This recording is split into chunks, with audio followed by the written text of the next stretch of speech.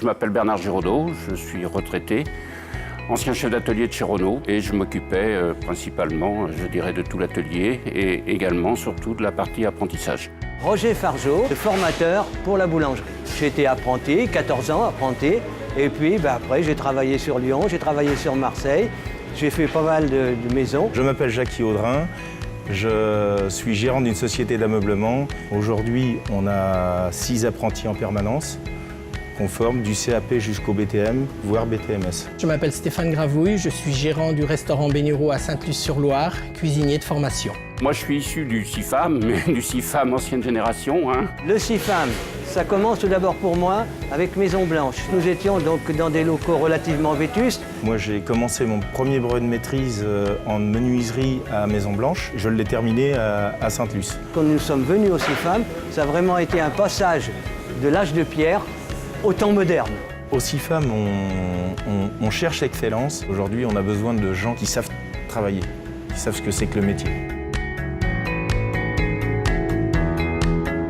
Je dirais au fil des années, que ce soit maintenant ou il y a une vingtaine d'années, il y a toujours des bons jeunes, quoi. Je dirais les jeunes ne sont pas plus mauvais aujourd'hui qu'ils étaient il y a 20 ans ou 30 ans. Il suffit, je dirais, de l'encadrement. Les mentalités ont changé énormément au niveau en termes de savoir-faire. C'est vrai que en 30 ans, au début, donc les cours d'apprentis, nous avions essentiellement de la panification classique, une petite panification de pain de seigle, voire du pain de campagne, et croissant, pain au chocolat, pain au lait. Alors qu'aujourd'hui, on s'aperçoit, on peut voir aujourd'hui qu'on a une évolution quand même relativement forte en recherche au niveau des viennoiseries. Aujourd'hui, je dirais, l'apprenti est vraiment quelqu'un qui est reconnu, on lui donne des tâches.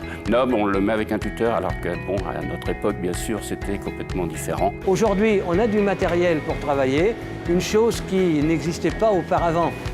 Il y a des commandes numériques qui arrivent dans tous les ateliers et donc le CIFAM s'en est doté. Le CIFAM, c'est une richesse de formation, d'apprentissage.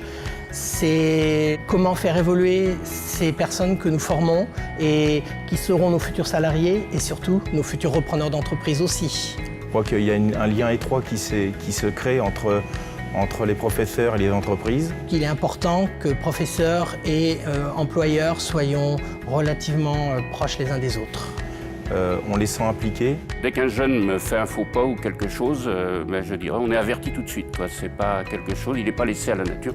On sait qu'au CIFAM, il est aussi en sécurité et aussi en état de travail qu'il peut être dans l'entreprise. Et ça a évolué énormément ces 30 dernières années. Le CIFAM, c'est ma vie. Je peux pas aller contre, je l'ai vu à sa naissance et puis j'ai vu l'évolution avec des choses, j'ai vécu des moments formidables au travers du CIFAM. Le CIFAM, je lui dois beaucoup et je pense que si l'entreprise en est arrivée où elle en est arrivée, c'est en partie grâce au CIFAM. Bon, il n'y a pas que ça, mais en partie. Et donc aujourd'hui, les postes clés sont détenus par des gens qui ont été formés au CIFAM, c'est pas un hasard. Il y a mon responsable de production, mon chef d'atelier, une partie de mon personnel, en l'occurrence 21 personnes sur 50, donc vous voyez que ça représente du monde. CIFAM, pour moi, c'est ma deuxième entreprise, quoi. C'est quelque chose qui est indispensable pour une entreprise. Une entreprise ne peut pas vivre sans former de jeunes, c'est clair.